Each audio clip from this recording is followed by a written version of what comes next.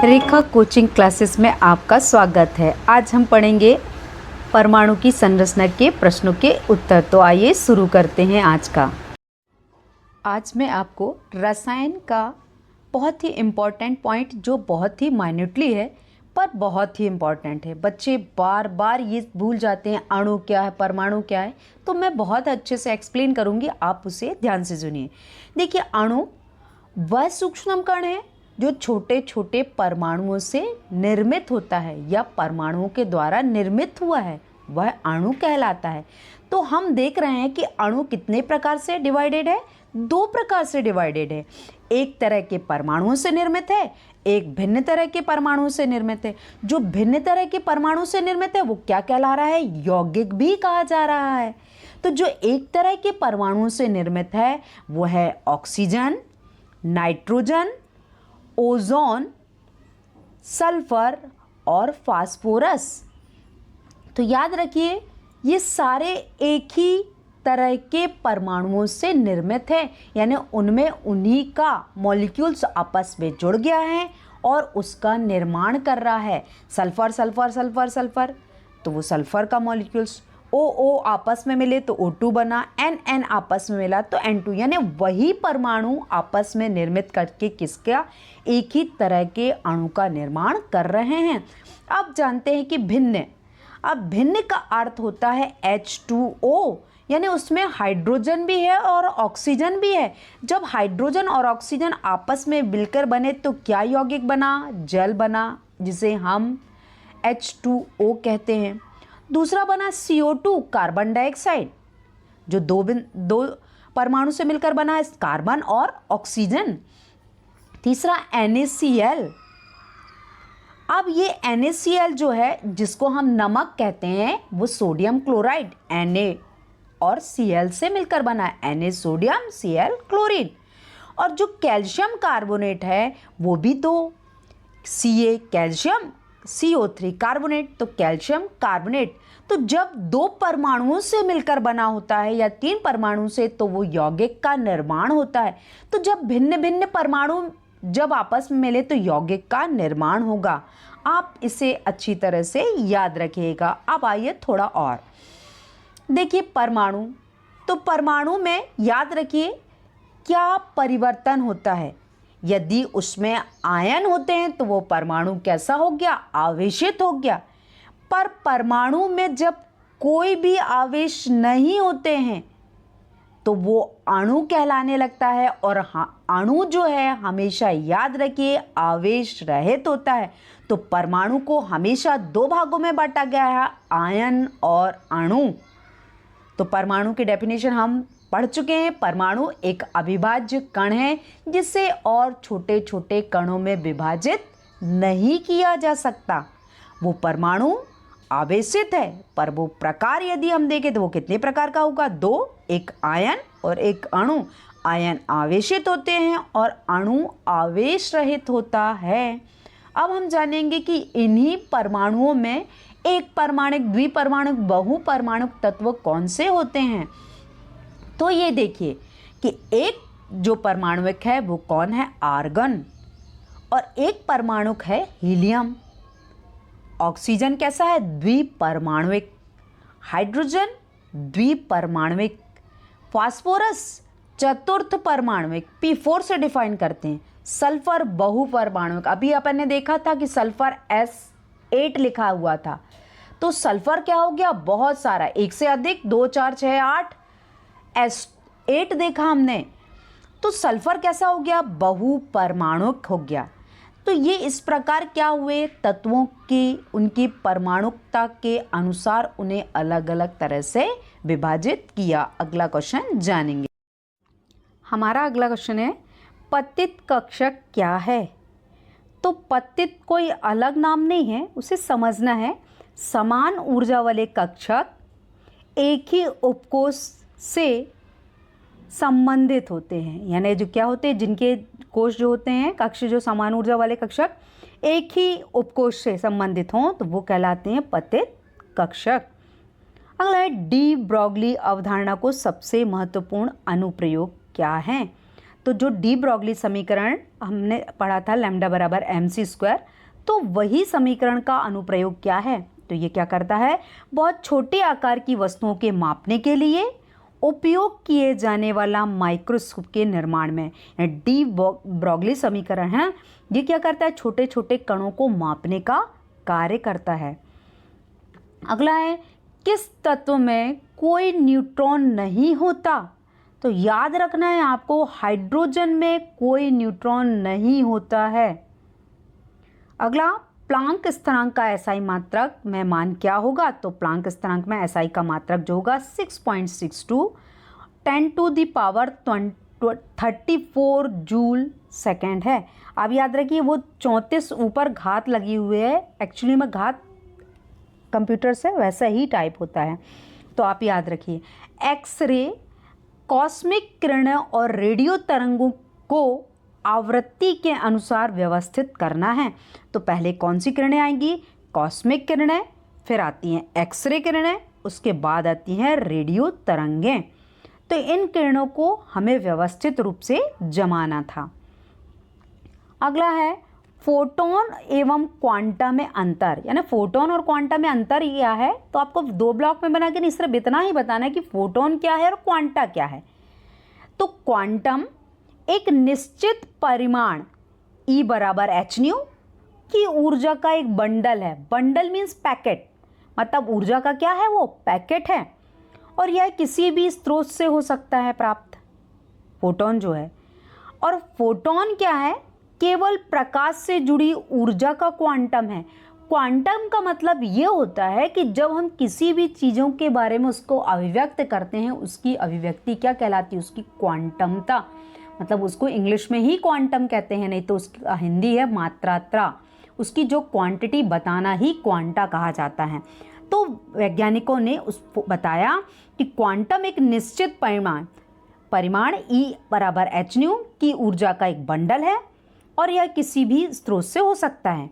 और फोटोन क्या है? केवल प्रकाश से जुड़ी ऊर्जा का क्वांटम है। अगला है अववाउ का नियम। अववाउ का नियम वेरी इंपॉर्टेंट, चित्र सहित आता है। तो देखिए, अववाउ जो है एक जर्मन शब्द है जिसका अर्थ होता है क्रमिक रचना करना। क्रमिक का मतलब होता है क्रम से। तो जो क्या होगे, इलेक्ट्रॉनों का जो भराव होगा, अववाउ के अनुसार इलेक्ट्रॉनों का जो भराव होगा एक निश्चित क्रम में होगा। पहले इलेक्ट्रॉन हमेशा एस ब्लॉक, फिर पी ब्लॉक, इस तरह से डी और एफ ब्लॉक में प्रवेश करेगा, जब तक कि सारे कोश भर नहीं जाते हैं, इलेक्ट्रॉन आगे के कक्ष में नहीं जाता है। तो ये जो इलेक्ट्रॉनों का जो भराव होता है वो हमेशा एक निश्चित क्रम में ही होता है। यदि ये क्रम नहीं आपको याद होता है तो याद रखिए इलेक्ट्रॉनिक विन्यास याद नहीं होगा, तो आपको इस क्रम को याद रखना है। आइए अब हम और नियम जानते हैं। देखिए, अववाउ का सिद्धांत क्या है? तो परमाणु की मूल अवस्था में इलेक्ट्रॉनों का भरना एक मूल पैटर्न का पालन करता है। यह सिद्धांत हमको ये बताता है, जानकारी देता है कि किसी भी परमाणु कक्षक में इलेक्ट्रॉन अपनी ऊर्जा के बढ़ते क्रम में भरे जाते हैं। किस क्रम में? ऊर्जा के बढ़ते क्रम में भरे जाते हैं।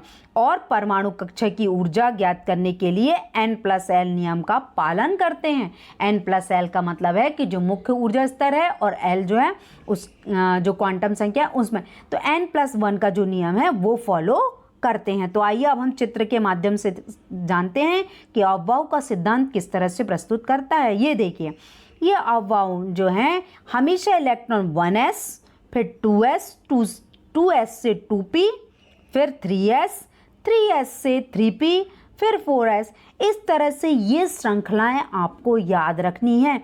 इसी क्रम में किसी भी परमाणु के जो इलेक्ट्रॉन हैं वो इलेक्ट्रॉनों का भराव हमेशा इसी क्रम में ही होगा। जैसे आप ये सारे चित्रों से समझ ही गए होंगे, तो आपको ये अववाउ का चित्र कॉपी में बनाना है। अगला क्वेश्चन है हुंड का नियम, चित्र सहित ही बताना है। तो हुंड एक वैज्ञानिक हैं जिसे फ्रेडरिक हुंड कहते हैं।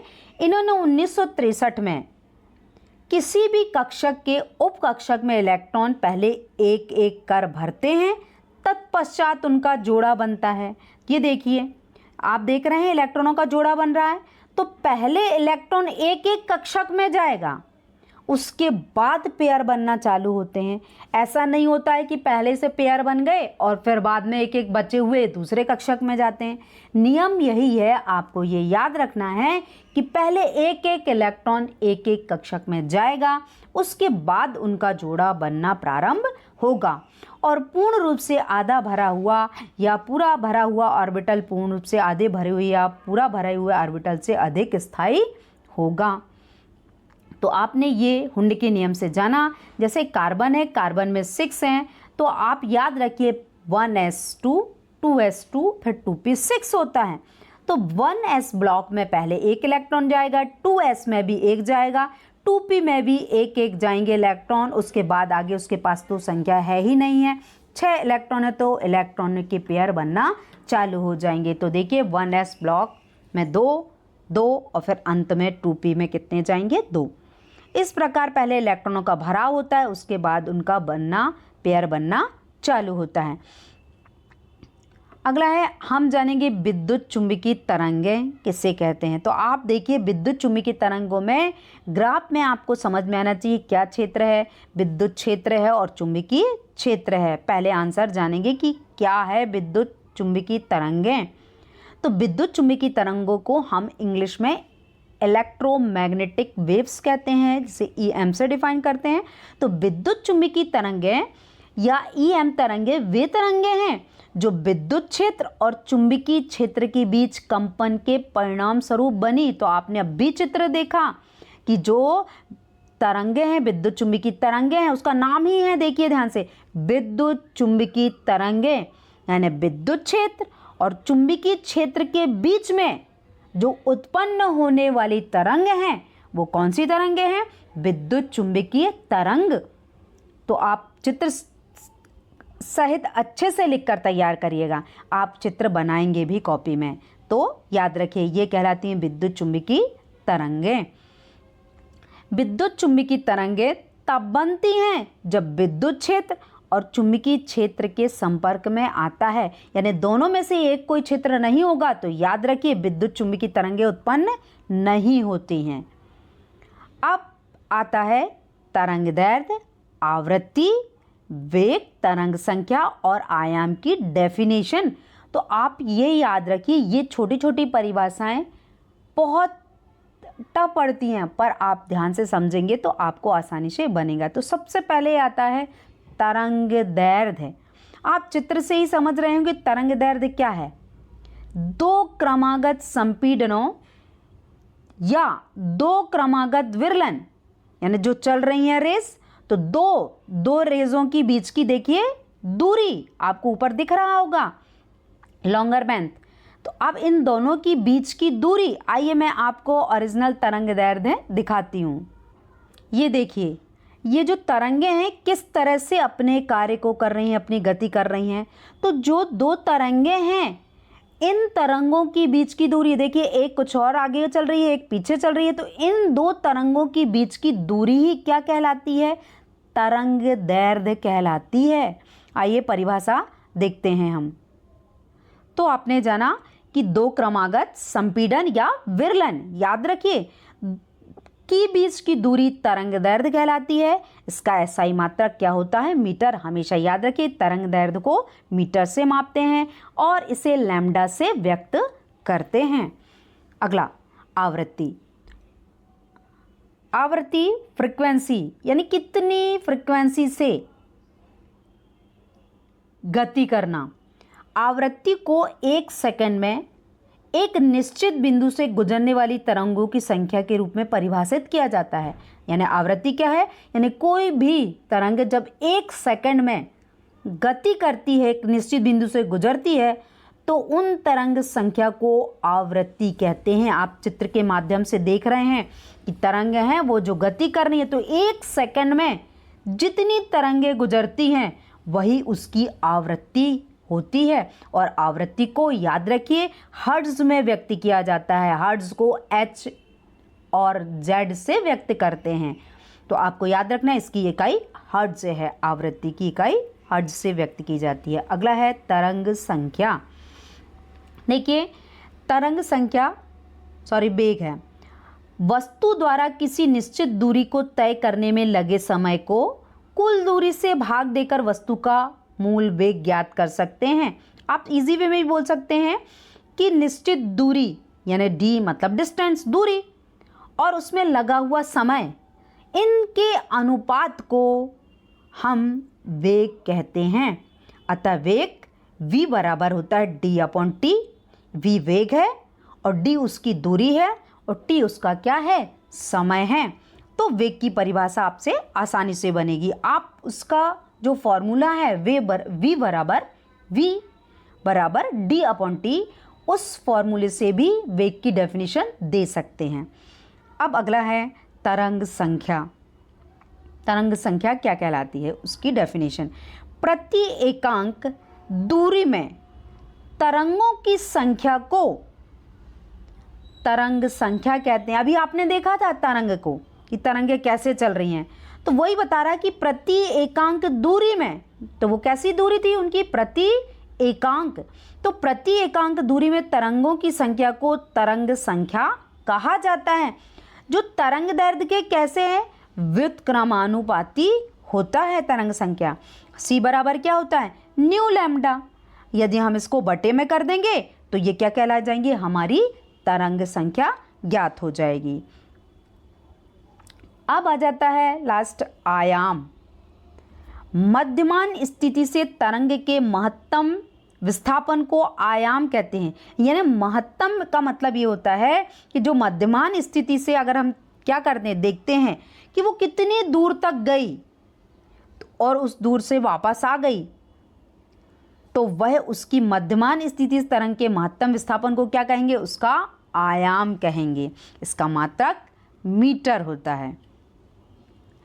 ये देखिए आपको छोटे छोटे कण दिखाई दे रहे हैं, जिसे आइंस्टाइन, प्लांक, इनने कणों के रूप में जब प्रकाश या जो भी किरणें हैं उनको क्या बताया कि प्रकाश क्या होता है, तरंगों के रूप में चलता है, कणों के रूप में चलता है। तो इस तरह वो कणों की व्याख्या की उन्होंने। अब ये देखिए आप तरंगें, ये तरंगें हैं, देखिए किस तरह से वो गति कर रही हैं आगे पीछे की ओर, तो उसमें संपीड़न और विरलन बन रहा है। तो ये तरंगों की गति किस प्रकार होती है, इसलिए मैंने आपको ये डिफाइन करने के लिए चित्र बताया है। अगला है डी ब्रोगली समीकरण को समझाइए। तो डी ब्रोगली समीकरण एक समीकरण है जिसका प्रयोग पदार्थ के तरंग गुण, विशेष रूप से इलेक्ट्रॉन की तरंग प्रकृति का वर्णन करने के लिए किया जाता है। तो लैम्डा बराबर होता है h अपॉन न्यू, जहाँ लैम्डा क्या है, उसकी तरंग दैर्ध्य है, h उसका प्लांक स्थिरांक है और m एक कण का द्रव्यमान है और न्यू जो v है वो वेग से गतिमान है, यानी जो कण है वो किस तरह से गति कर रहा है उसकी स्थिति को बताता है डी ब्रोगली समीकरण। अब आ जाता है वेरी इंपॉर्टेंट क्वांटम संख्या। क्वांटम संख्या किसे कहते हैं, वे क्या डिफाइन करती हैं और वे उनके प्रकार को समझाइए। तो क्वांटम संख्याएं वे संख्याएं हैं जो एक परमाणु में मौजूद विभिन्न परमाणुओं और कक्षकों और इलेक्ट्रॉन को निर्मित अलग अलग करती है। तो क्वांटम संख्या क्या कहला रही, क्वांटम संख्या वे संख्याएं हैं जो एक परमाणु में मौजूद विभिन्न परमाणु कक्षाओं और इलेक्ट्रॉनों की जो स्थिति है उनको बताने की क्या करती है, चेष्टा करती है या व्याख्या करती हैं, वो कहलाती है परमाणु संख्याएं या क्वांटम संख्याएं। मतलब वे संख्याएं जो क्या कर रही है, एक परमाणु में उपस्थित विभिन्न कक्षाओं और इलेक्ट्रॉनों की स्थिति बताने की व्याख्या करती हैं, तो वो कहलाती है क्वांटम संख्याएं। क्वांटम संख्याएं कितनी प्रकार की होती हैं, 4 प्रकार की हैं। पहला है मुख्य क्वांटम संख्या, दिक्वैंसी और चुंबकीय क्वांटम संख्या और चक्रण। तो आइए इंग्लिश के नाम भी जानेंगे। तो मुख्य क्वांटम संख्या को हम प्रिंसिपल क्वांटम संख्या कहते हैं, दिग्गंसी को बोलते हैं एजीमुथल और चुंबकीय क्वांटम संख्या को बोलते हैं मैग्नेटिक क्वांटम नंबर और चक्रण को स्पिन क्वांटम नंबर। तो आइए अब हम जानेंगे मुख्य क्वांटम संख्या क्या कार्य करती हैं और उनके बारे में। ये देखिए मैं आपको सारी क्वांटम संख्या जो 4 प्रकार की हैं उनके डायग्राम दिखा रही हूँ। पहला है मुख्य क्वांटम संख्या, उसके बाद जो है उसकी दिग्गंसी, उसके बाद है मैग्नेटिक चुंबकीय और उसके बाद चक्रण। तो ये सारी जो क्वांटम संख्याएं हैं ये चारों क्वांटम संख्याओं को क्या कर रहे हैं, व्यक्त कर रहे हैं। तो आपको इन्हें मैं अलग अलग चित्रों के साथ भी बता रही हूँ, तो आपको इन चित्रों के साथ याद रखना है। तो हमारा आंसर है अगला है मुख्य क्वांटम संख्या। तो किसी परमाणु में इलेक्ट्रॉन की स्थिति और ऊर्जा का वर्णन, याद रखना किसी परमाणु में क्या बता रहा है, इलेक्ट्रॉन की स्थिति की, इलेक्ट्रॉन कहाँ है और कितनी ऊर्जा है उसके पास। तो आइए हम देखते हैं एक और। देखिए ये चित्र बता रहा है ऊर्जा का अवशोषण और विकिरण। इलेक्ट्रॉन क्या कर रहा है, ऊर्जा, कितनी ऊर्जा का अवशोषण कर रहा है और कितना विकिरण कर रहा है। तो इनकी स्थिति का ही पता लगाने के लिए हमने कौन सी क्वांटम संख्या का प्रयोग किया, मुख्य क्वांटम संख्या का। तो इन संख्याओं से हमें क्या पता चला, मुख्य ऊर्जा स्तर में। इस प्रकार हमने जाना कि किसी परमाणु में क्या, इलेक्ट्रॉन की स्थिति और ऊर्जा का वर्णन करने वाली जो संख्या है वो कौन सी संख्या है, क्वांटम संख्याएं हैं। अतः इसे हम किससे, स्मॉल n से प्रदर्शित करते हैं। इसका मान हमेशा याद रखिए, n का जो मान होता है 1 2 3 4 होता है। आप चित्र के माध्यम से देख ही रहे होंगे। तो आप देखिए इसमें 1 2 3 4 डिफाइन नहीं किया गया है, आप याद रखिए 4 भी होगा। अब आ जाता है दिग्वंसी क्वांटम संख्या। दिग्वंसी क्वांटम संख्या जो होती हैं वो क्वांटम संख्याएं, इसे L से प्रदर्शित करते हैं। और ये जो क्वांटम संख्या हैं कक्षीय कोणीय संवेग, यानी कक्षा में उसका कोणीय संवेग या सहायक क्वांटम संख्या के रूप में ये भी जानी जाती हैं। ये क्या करती हैं, कक्षा में जो उस क्वांटम संख्या जो है इलेक्ट्रॉन की स्थिति किस तरह से वो वर्क कर रही हैं उसकी स्थिति का पता लगाते हैं। तो इसका मान 0 से n-1 तक होता है।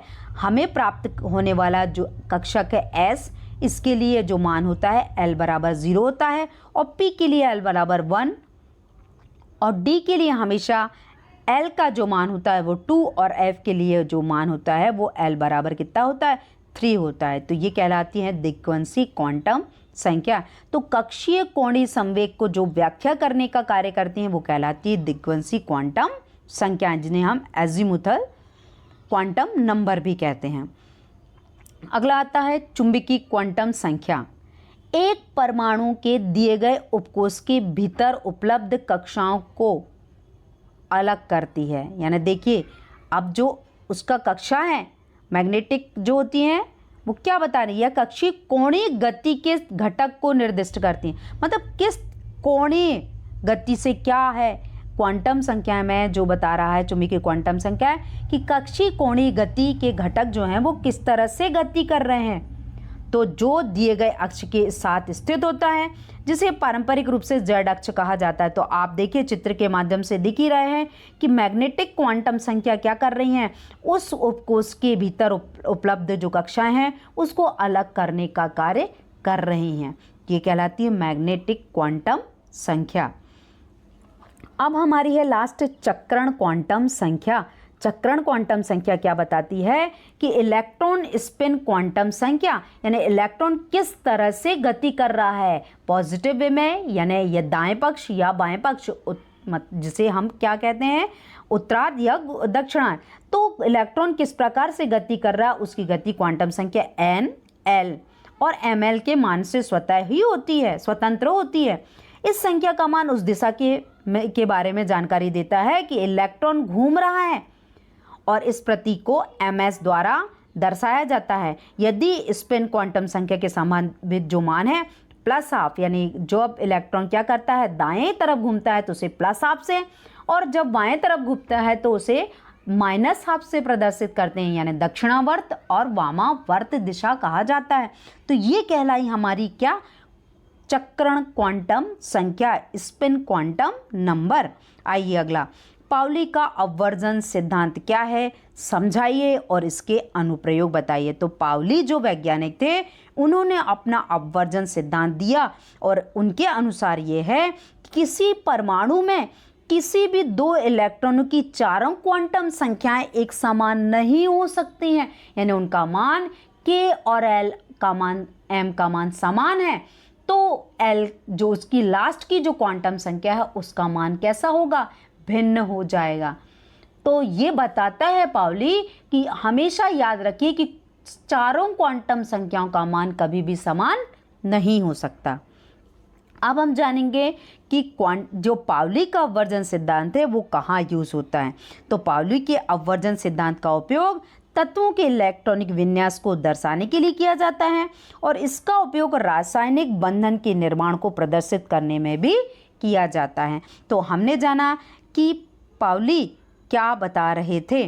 तो पाउली ने क्या बताया, इलेक्ट्रॉनों में जो भराव होता है, भराव का क्रम होता है, उनके प्रयोगों को बताया कि इलेक्ट्रॉन की स्थिति कहाँ पर थी और किस तरह से उन क्वांटम संख्या के नंबरों को जाना जा सकता है। इस प्रकार आज हमने परमाणु संख्या या आज इस सारे चैप्टर को हमने बहुत ही अच्छी तरह से इस प्रकार आज के वीडियो यहीं तक। अगले वीडियोस में फिर मिलते हैं। Thank you for watching my channel. Please like and subscribe my channel.